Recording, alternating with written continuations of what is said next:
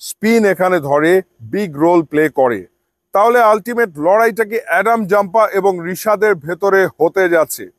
Fast বোলাররা definitely কিছুটা assistance হয়তো শুরুর দিকে পায়, বাট উইকেটে স্লোনেস আছে যেটা স্পিনারদেরকে সহায়তা আসলে করে থাকে।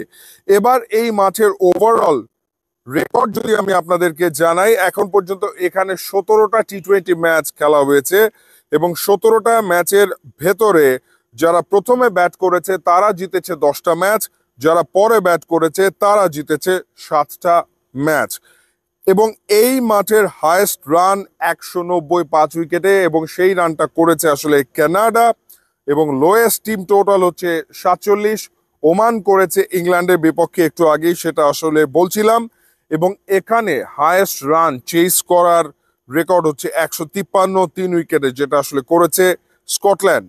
এবং এই মাঠের প্রথম ইনিংসের batting average 128, mind it 128 run. এটা আসলে অনেক হাই স্কোরিং কোনো গ্রাউন্ড না, অনেক রান এখানে আসলে হয় না।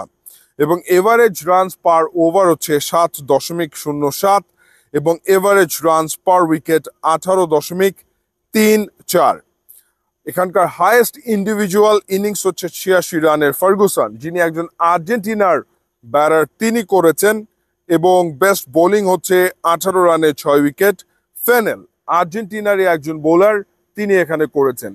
সাধারণত আঞ্চলিক বাছাই প্রতিযোগিতার খেলা এখানে হয়ে থাকে বা এখানে আসলে হয়েছে।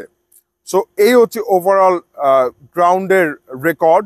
তো সেই জায়গাটাতে আসলে আমার মনে হয় যে অ্যারাউন্ড 140 to 160 স্কোর, খুবই ভালো স্কোর এখানে হতে পারে।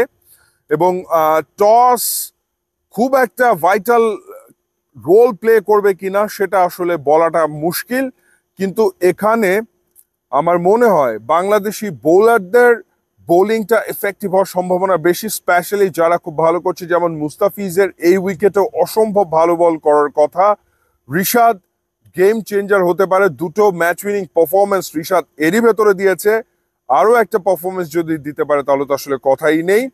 এবং একই সাথে সেন্সিবল ব্যাটিং করাটা জরুরি বাংলাদেশের ব্যাটারদের।